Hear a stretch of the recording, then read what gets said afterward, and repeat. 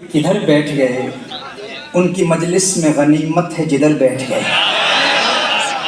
है गरज दीद से यहाँ काम तकल्लुफ से नहीं, खा इधर बैठ गए खा उधर बैठ गए। इन अजीम स्कॉलर्स की ज़ियारत कीजिए, जिस जगह मिलती है बैठ जाएं ताकि गुफ्तगू का आगाज़ किया जाए। मुझे जो सब्जेक्ट दिया गया है वो डिप्रेशन का सब्जेक्ट है, और आपके जज्बात को देखकर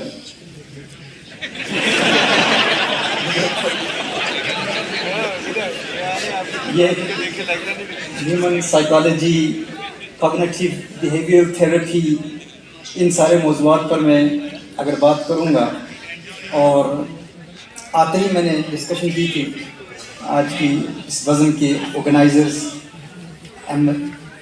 MSO को नुमाइंदगान से कि बरतानिया में या दीगर ममालिक में जब यूनिवर्सिटीज़ में लेक्चर्स होते हैं तो वहाँ वो जलसों की कैफियत तो नहीं होती। वहाँ जब एकेडमिक्स से बात की जाती है, specially human psychology, temperaments, how to discover yourself, self actualisation, तो उसमें जो है गुफ्तगू का उसलूब मुख्तलिफ होता है।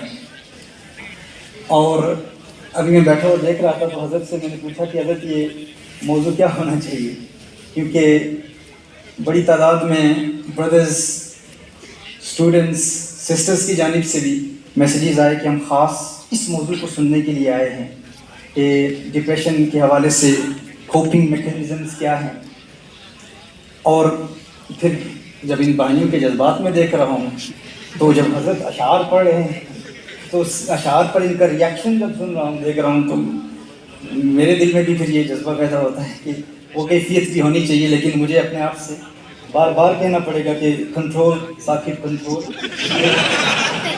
यहाँ पर ख़ास मौजू दिया गया है तो मैं उसी मौजू पर ही बात करूँ, क्योंकि फिर ये रिकॉर्डिंग्स होती हैं, पूरी दुनिया में नशर की जाती हैं।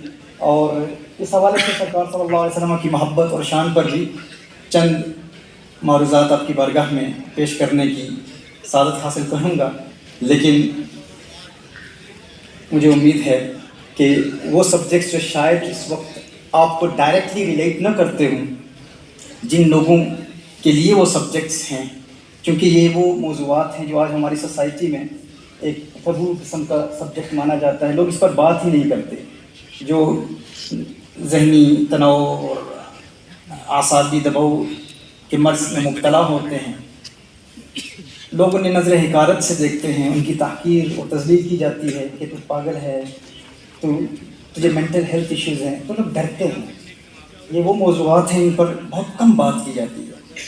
मैं देख रहा था लास्ट एक study WHO world health organisation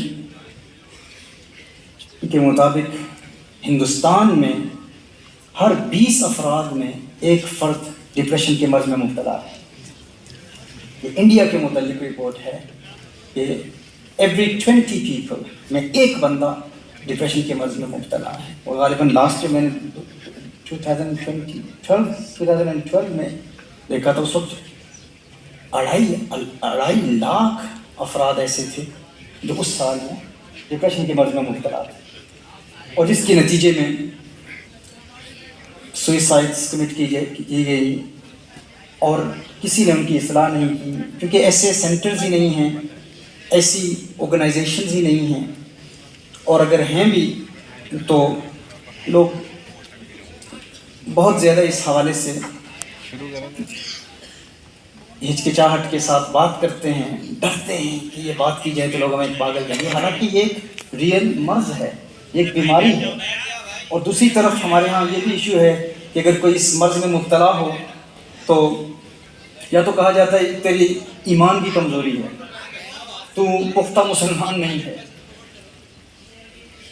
तो गुनहगार है, तेरे गुनाहों का वबाल है जिसकी वजह से तो मेंटल हेल्थ इश्यूज़ में मुब्तला है, डिप्रेशन का शिकार है, या बाइपोलर का शिकार है, या स्ट्रेस और एंग्जाइटी के मर्ज़ का शिकार है।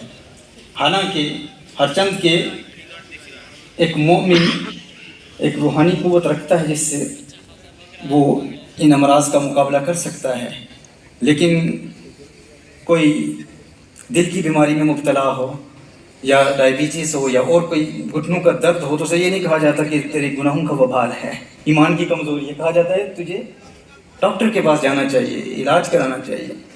تو اسی طرح یہ بھی ایک ریئل النس ہے، یہ ایک بیماری ہے۔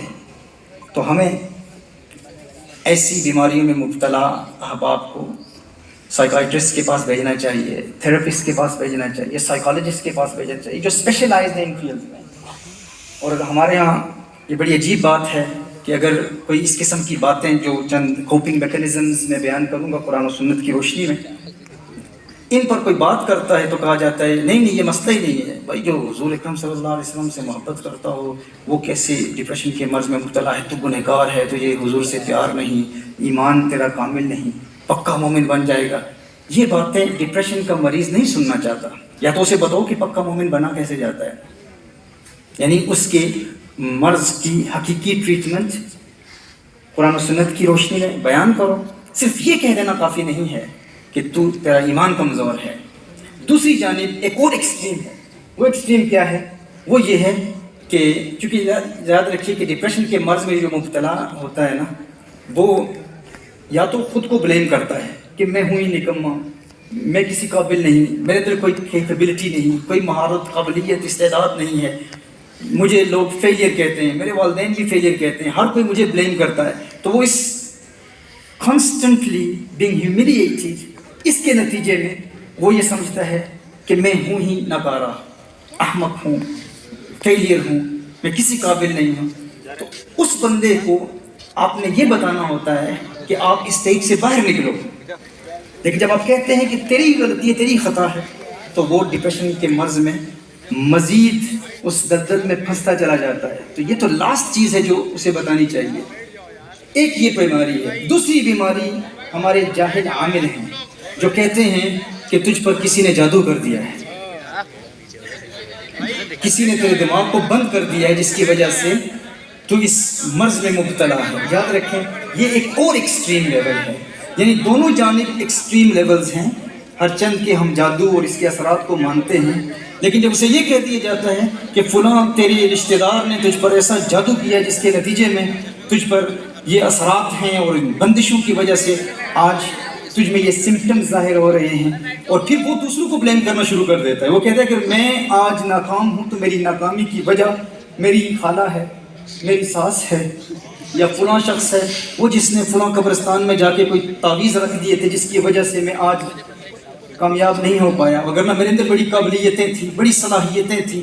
تو وہ اپنی ہر کمزوری، ہر نااہلی کے حوالے سے بلیم کسے کرتا ہے؟ کسی اور کو کرتا ہے۔ تو یہ دو ایکسٹریمز ہیں، ان دونوں سے بچنا انتہائی ضروری ہے۔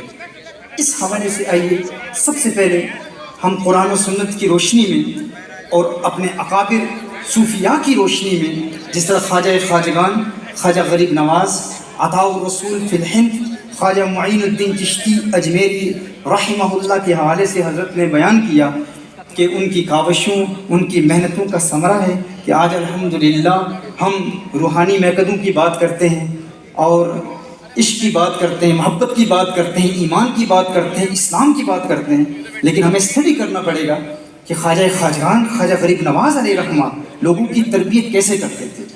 میں نے اس پر کافی کام کیا ہے۔ میرے نزدیک ہمارے مشائخ چشت اہل بہشت خاص طور پر اس فن کے ماہرین ہیں، خاص طور پر ہیومن سائیکالوجی کے حوالے سے ان کی اصطلاحات مختلف ہوں گی، ان کے الفاظ مختلف ہوں گے، لیکن جب ان کے منہج کو اسٹڈی کریں، میں اکثر ایک بیان کیا کرتا ہوں، ہمارے امام اعظم ابو حنیفہ رحمہ اللہ سے ایک قول منسوب ہے جسے میں نے مختلف لیکچرز میں بھی بیان کیا انگلش میں، کہ sometimes I would rather lose the debate and win the person than to win the debate and lose the person۔ کبھی کبھی میں مناظرہ ہار کر بندہ جیتنا پسند کرتا ہوں بجائے اس کے کہ مناظرہ جیت کر بندہ گوا بیٹھے۔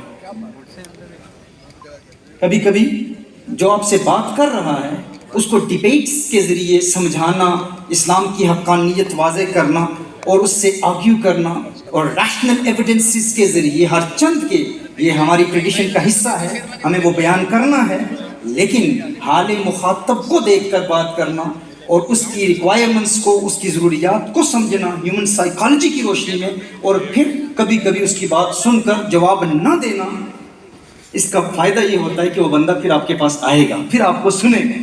لیکن اگر آپ نے اس کو کنفیوٹ کر دیا، بالکل ریفیوٹ کر دیا، تو یا وہ آپ سے ڈرے گا، پھر واپس آپ کے پاس آئے گا ہی نہیں، یا پھر اپنے سے بہتر کسی استاد کے پاس جا کر تحقیق کر کے آپ سے ڈیبیٹ کرنے کے لیے پھر واپس آئے گا، بدلہ لے گا، لیکن اصلاح کا پہلو ختم ہو جائے گا۔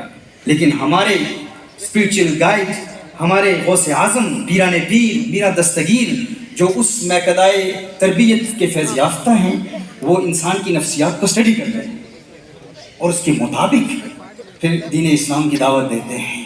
اسی طرح خواجہ خواجگان علیہ رحمہ کا یہ اسلوب انتہائی اہم ہے۔ اس حوالے سے قرآن کریم کی جس سورہ مبارکہ کا میں نے انتخاب کیا اور بڑی خوشی ہوئی کہ قاری صاحب نے بھی اسی سورہ سے آج کی اس بزم کا آغاز کیا۔ اس میں اللہ جل وعلا الضحیٰ کی قسم یاد فرماتا ہے، والضحیٰ واللیل اذا سجا۔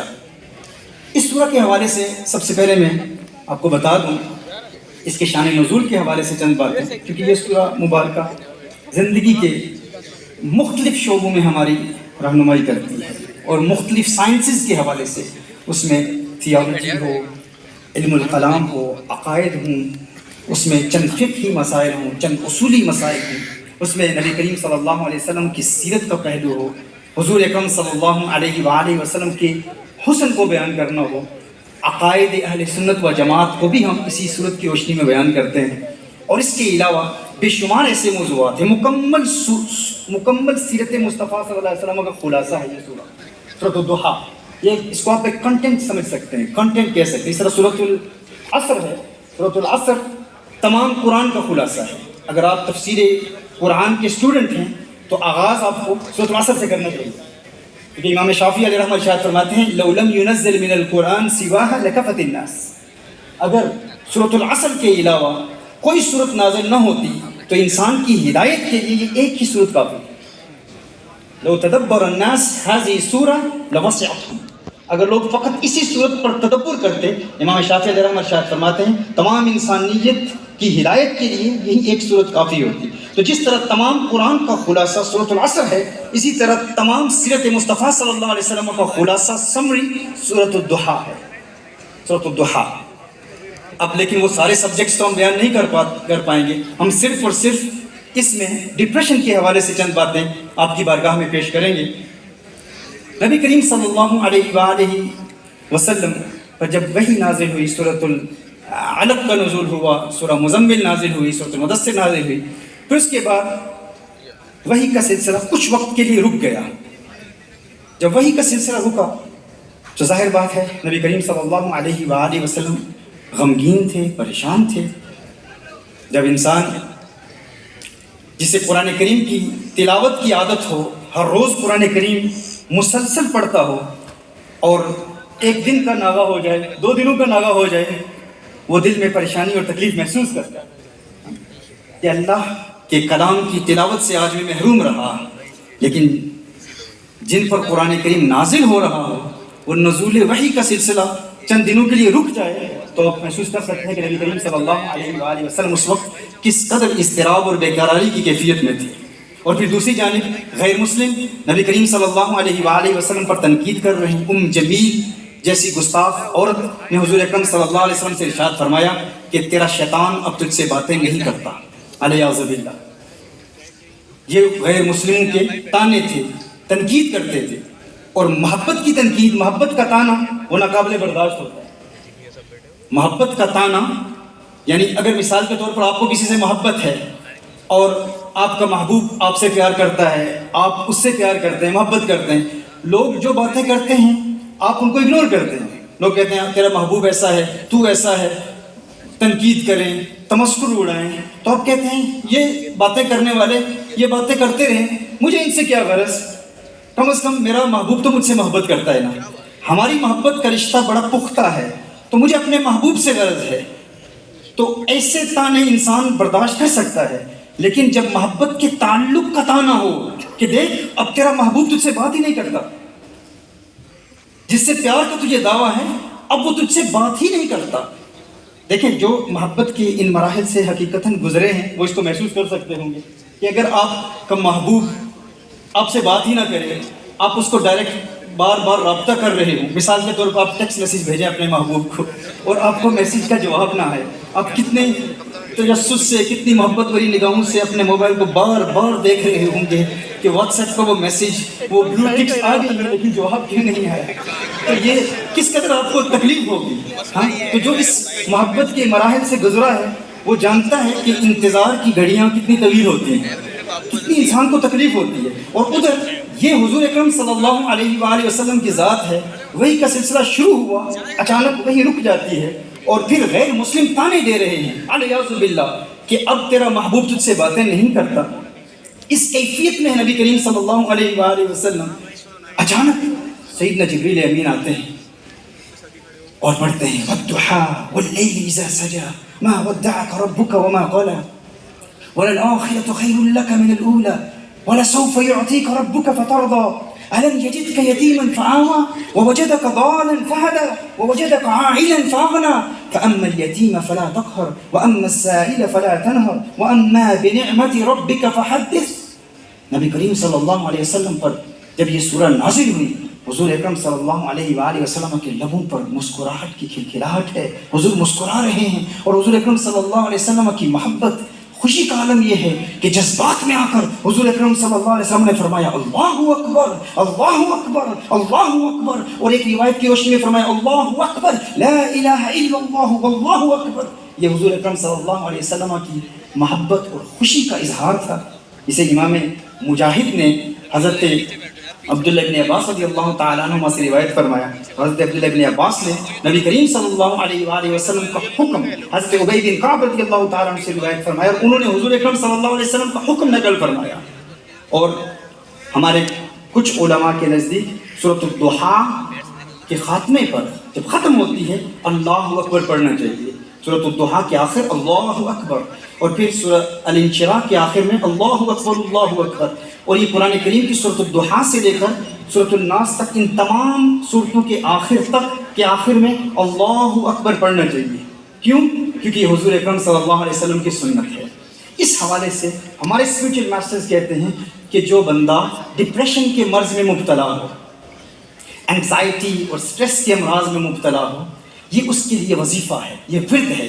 ہم انشاءاللہ کوگنیٹیو بیہیویئر تھراپی کے حوالے سے بھی چند کوپنگ میکینزمز بیان کریں گے، لیکن بحیثیت لٹنی ایک اسپرچل ورد جو ایک خاص ٹریٹمنٹ ہے ڈپریشن کے حوالے سے، یاد رکھیے قرآن کریم کی جتنی صورتیں ہیں، خاص طور پر سورۃ الضحیٰ، سورۃ الانشراح، ان دو صورتوں کا یہ جوڑا ہے، اور اس کے علاوہ سورہ الکوثر اور سورۃ النصر، یہ چار صورتیں ایسی ہیں جن میں خطاب ڈائریکٹلی نبی کریم صلی اللہ علیہ وسلم سے ہے، یعنی اللہ جل وعلا ڈائریکٹلی اپنے حبیب صلی اللہ علیہ وآلہ وسلم سے خطاب فرما رہا ہے۔ دیگر قرآن کریم میں کہیں اللہ جل وعلا آغاز حضور اکرم صلی اللہ علیہ وسلم سے کرتا ہے یا ایھا المزمل یا ایھا المدثر، اور اس کے علاوہ پھر کفار کے حوالے سے بھی بات ہوتی ہے، منافقین کے حوالے سے بات ہوتی ہے، مسلمانوں کے حوالے سے بھی کلام ہوتا ہے، ان کو بھی مخاطب بنایا جاتا ہے۔ لیکن یہ سورۃ الضحیٰ، سورۃ الانشراح، ان دو صورتوں کا جوڑا، اور سورۃ الکوثر اور سورۃ النصر اذا جاء نصر اللہ والفتح، ان دو صورتوں کا جوڑا، اس میں شروع سے لے کر آخر تک نبی کریم صلی اللہ علیہ وسلم سے خطاب ہے۔ اور کچھ علماء کے نزدیک یہ مجمع علیہ مسئلہ ہے، یہ اجماع ہے کہ مکمل خطاب حضور اکرم صلی اللہ علیہ وسلم سے ہی ہے، ہر چند کے ہم اس بات کو تسلیم کرتے ہیں، لیکن عظیم مفسرین قرآن کی آراء اور ان کی تعلیمات کی روشنی میں ہمیں یہ بیان کروں گا کہ اس خطاب سے امت مسلمہ کیا فائدہ اٹھا سکتی ہے، اور اس پر میرے پاس بے شمار ریفرنسز ہیں۔ کسی کے ذہن میں یہ خیال نہ آئے کہ خطاب حضور سے ہو رہا ہے اور آپ بتا رہے ہیں کہ نبی کریم صلی اللہ علیہ وسلم کی امت اس خطاب سے کیا فائدہ حاصل کر سکتی ہے، علیاذ باللہ۔ جس طرح کچھ گمراہ لوگوں نے یہ الفاظ بھی استعمال کیے کہ حضور ڈپریشن کے مرض میں مبتلا تھے، یاد رکھیں یہ گستاخی ہے، یہ توہین ہے۔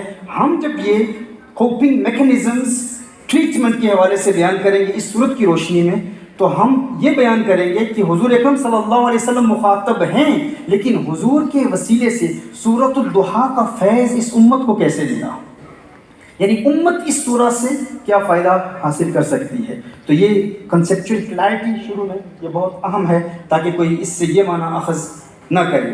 تو ایک تو یہ ورد شروع سے ہی آپ لکھ لیں کہ اگر کوئی انزائٹی، ڈپریشن، سٹریس جیسے امراض میں مبتلا ہے تو نبی کریم صلی اللہ علیہ وآلہ وسلم کے لبوں پر مسکراہٹ کا تصور باندھ کر اس سورت کی تلاوت کریں، اور تلاوت یوں کریں کہ فجر کے بعد 11 مرتبہ اس سورت کی تلاوت کریں، اور باقی ہر نماز کے بعد 1 مرتبہ اس سورت کی تلاوت کریں، اور جب آپ آخری آیا وَأَمَّا بِنِعْمَةِ رَبِّكَ فَحَدِّثْ پڑھیں تو اس کے بعد پڑھیں اللہ اکبر اللہ اکبر لا الہ الا اللہ واللہ اکبر، اور تصور یہ ہو کہ یہ میرے آقا صلی اللہ علیہ وسلم کی سنت ہے۔ حضور اکرم صلی اللہ علیہ وسلم پر جب یہ سورہ نازل ہوئی تو نبی کریم صلی اللہ علیہ وسلم کا یہ ریاکشن تھا، یہ وہ صورت ہے جس نے حضور اکرم صلی اللہ علیہ وسلم کو خوش کر دیا، اور خوشی کا اظہار حضور نے یوں کیا کہ حضور اکرم صلی اللہ علیہ وآلہ وسلم نے اللہ اکبر پڑھا۔ تو چشمے تصور سے تخیل باندھیں نبی کریم صلی اللہ علیہ وسلم کے مبارک چہرے کا، حضور اکرم صلی اللہ علیہ وسلم کے چہرے کا تخیل باندھ کر، حضور کے لبوں پر مسکراہٹ کی کھلکھلاہٹ کا تصور باندھ کر کہ یہ وہ صورت ہے جس نے حضور کو خوش کر دیا تھا، جو یہ ورد پڑھے گا اللہ جل وعلا اسے ڈپریشن کے مرض سے نجات عطا فرما دے گا۔ یہ تصور، یہ پہلے میں شروع میں ہی آپ کو یہ بتانا چاہتا ہوں تاکہ آگے جب گفتگو ہو تو اس میں یہ ایک ورد آپ سب لے کر جائیں، اور یہ ورد ہمارے تو اسپریچول ماسٹرز یہ کہتے ہیں کہ جب نماز میں بھی پڑھیں تو وہ تصور باندھ کے پڑھیں۔ کیوں؟ کیونکہ کوئی حضور کی عبادت نہیں کرتا، ہاں ہم نبی کریم صلی اللہ علیہ وآلہ وسلم کی عبادت نہیں کرتے، حضور سے پیار کرتے ہیں، اور کسی کا تصور باندھنا اس کی عبادت نہیں ہے۔ اگر ہمیں اللہ کا قرب ملا تو حضور کے وسیلے سے ہی ملا، حضور کے بغیر کیا ہم اللہ کو جان سکتے ہیں؟ کیا یہ ممکن ہے؟ کیا یہ پاسبل ہے کہ توحید کے حقیقی معنی اور حقیقی مفاہیم کو ہم حضور کے وسیلے کے بغیر سمجھ سکیں؟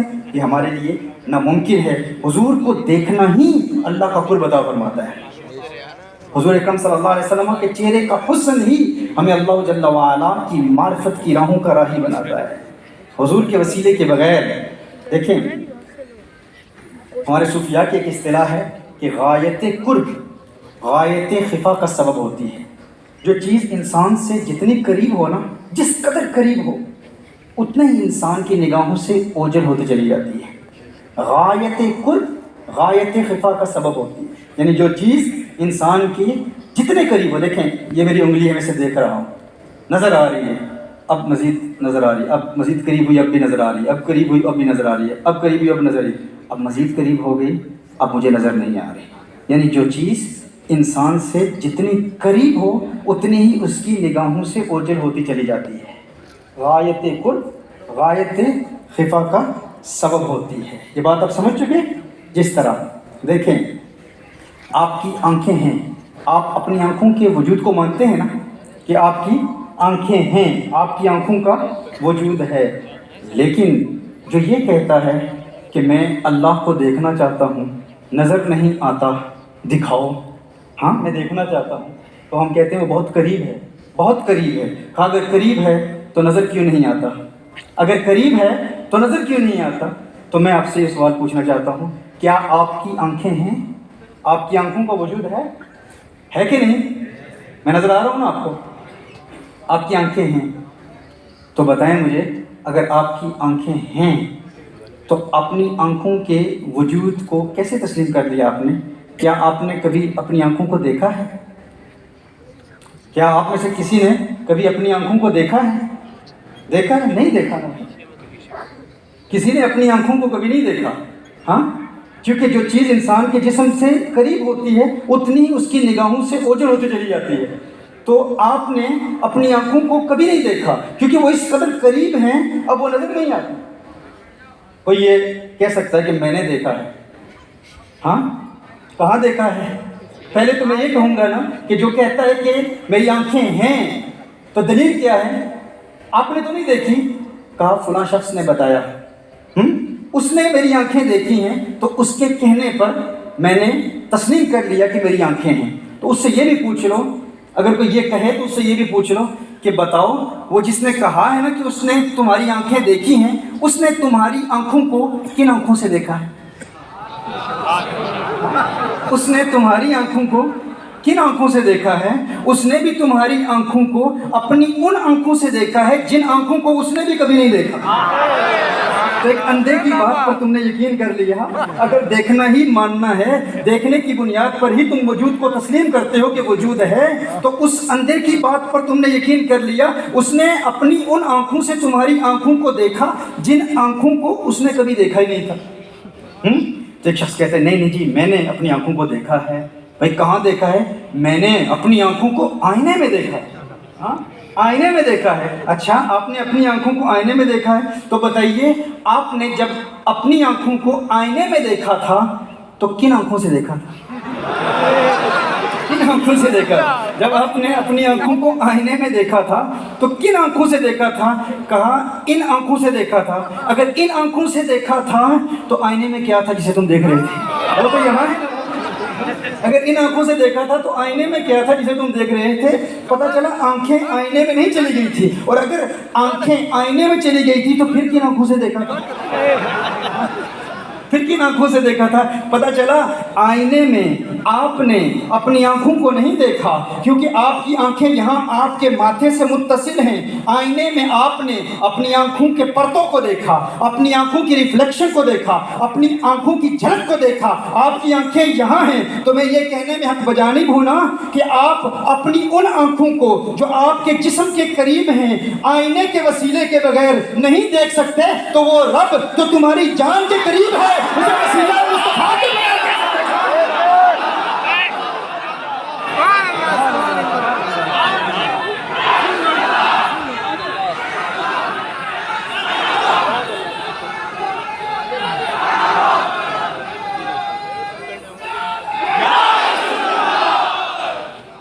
تو اب یہ تصور یاد رکھیں کہ نبی کریم صلی اللہ علیہ وسلم کے وسیلے کے بغیر رب کا قرب ہمیں نہیں ملتا۔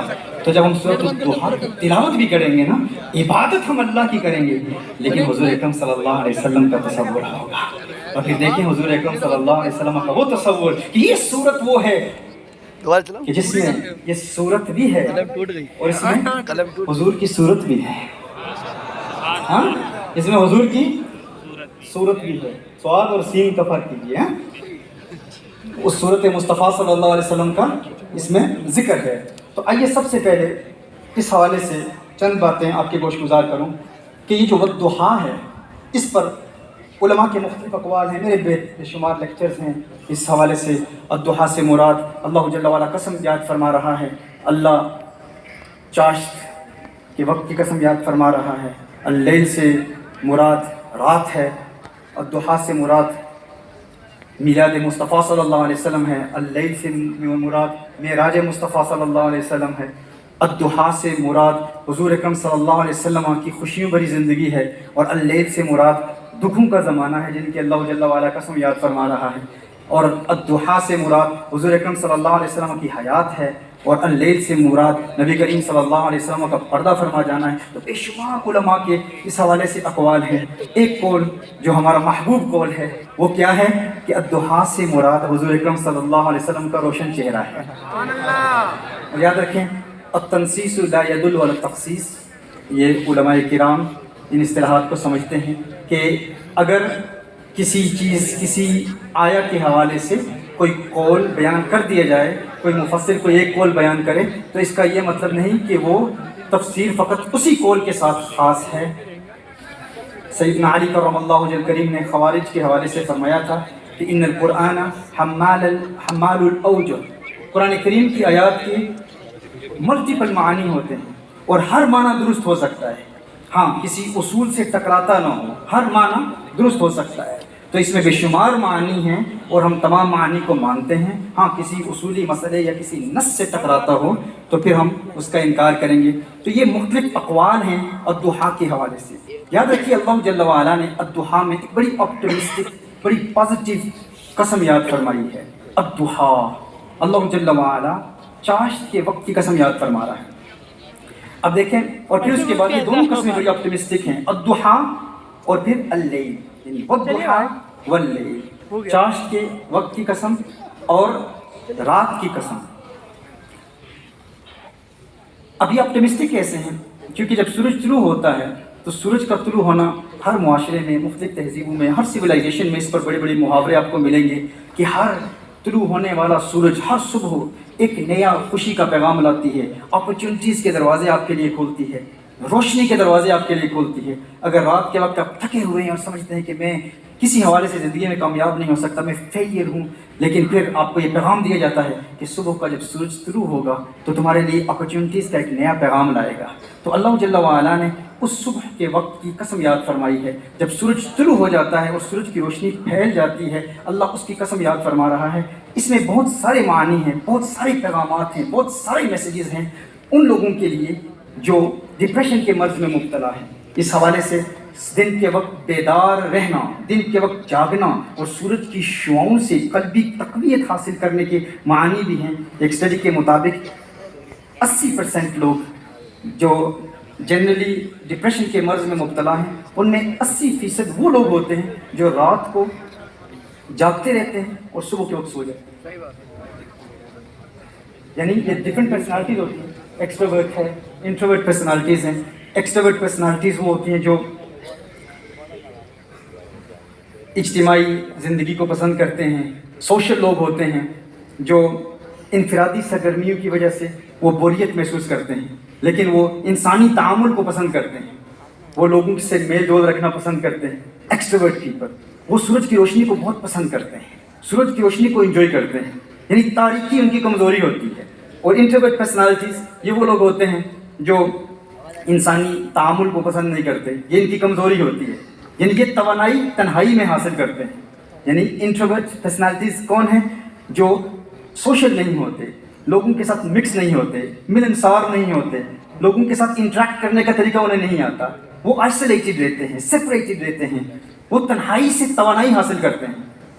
और जब लोगों के साथ मिलते हैं तो फिर वो कमज़ोरी महसूस करते हैं। लेकिन अल्लाह जल्ला वाला ने दोनों कस्में याद फरमाकर सब तक ये पैगाम पहुँचाया कि सूरज की रोशनी भी ज़रूरी है और रात की तारीकी भी ज़रूरी है। सुकून के साथ गम ज़रूरी है। जिस तरह आप अच्छा खाना पकाएं, उसमें नमक ना हो, बिल्कुल नमक ना हो, तो आप उससे वो लज़्ज़त हासिल नहीं कर पाते जो आप करना चाहते हैं। मैं तो वैसे भी सॉल्ट बहुत ज़्यादा खाता हूँ। अभी उस दिन भी एक साहब कह रहे थे कि थोड़ा चेकअप वगैरह करा लें। तो बहरहाल ये एग्जाम्पल जो मैं जहन में इसलिए है कि मुझे डायरेक्टली रिलेट करता है।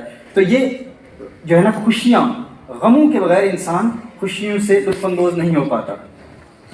तो सूरज की रोशनी भी चाहिए लेकिन तारीकी भी चाहिए, हाँ, रात की तन्हाई भी चाहिए, ताकि एक केटर करती है एक्सट्रोवर्ट के लिए, एक केटर करती है इंट्रोवर्ट के लिए, लेकिन इंट्रोवर्ट शख्सियत के लिए भी रात की तारीकी की ज़रूरत है और एक्सट्रोवर्ट शख्सियत के लिए रात की तारीकी की भी ज़रूरत है और सूरज की रोशनी की भी ज़रूरत है। और इसी तरह इंट्रोवर्ट को भी दोनों की ज़रूरत है। बस ये बैलेंस करने का तरीका हमने सीखना है। जिस तरह मैंने कहा कि बहुत सारे लोग, जिस तरह एक स्टडी के मुताबिक डिप्रेशन के अमराज में मुब्तला लोगों में से 80% वो लोग होते हैं जो रातों को सोते नहीं हैं, वो कोशिश ही नहीं करते, उनको एक आदत हो गई है कि वो रातों को बेदार रहते हैं, जागते रहते हैं। इसके लिए प्रैक्टिकल टीचिंग्स हैं कि किस तरह वो ये इस आदत से छुटकारा हासिल कर सकते हैं। लेकिन सबसे पहले याद रखें, ये इंतहाई अहम है। हज़रत इब्राहीम बिन अदहम रज़ियल्लाहु ताला अन्हु का मुनाज़रा एक शख्स से हुआ, तो उसने कहा कि मैं बरकत के कॉन्सेप्ट को नहीं मानता। तो हज़रत इब्राहीम बिन अदहम ने फरमाया, तू बरकत को नहीं मानता? ये डिबेट हो रही है। तो उसने कहा कि मैं बरकत के कॉन्सेप्ट को नहीं मानता, बरकत क्या होती है? तो हज़रत इब्राहीम बिन अदहम ने फरमाया कि क्या तूने बकरियाँ देखी हैं? उसने कहा हम बकरियाँ देखी हैं। आपने फरमाया क्या तूने कुत्ते भी देखे हैं? कहा कुत्ते भी देखे हैं। कहा बता, बकरियाँ ज़्यादा बच्चे जनती हैं या कुत्ते? कहा कुत्ते बच्चे ज़्यादा जनते हैं। कहा ये बकरियाँ ज़बह होती हैं या नहीं? कहा ज़बह होती हैं। कहा कुत्ते ज़बह होते हैं? नहीं, कुत्ते ज़बह नहीं होते। कहा आम गलियों बाज़ारों में बकरियाँ ज़्यादा नज़र आती हैं या कुत्ते ज़्यादा नज़र आते हैं? उसने कहा बकरियाँ ज़्यादा। आपने फरमाया बकरियाँ बच्चे भी कम जनती हैं, ज़बह भी होती हैं, कुत्ते बच्चे भी ज़्यादा जनते हैं, ज़बह भी नहीं होते, फिर भी बकरियाँ ज़्यादा नज़र आती हैं, कुत्ते कम नज़र आते हैं। इसकी वजह क्या है? कहा क्या है? कहा यही तो बरकत है। यही तो बरकत है। कहा बरकत कैसे है? کہا جب رات کا وقت آتا ہے نا کتے جاگتے رہتے ہیں کتے بیدار رہتے ہیں، اور جب صبح نزول برکت کا وقت آتا ہے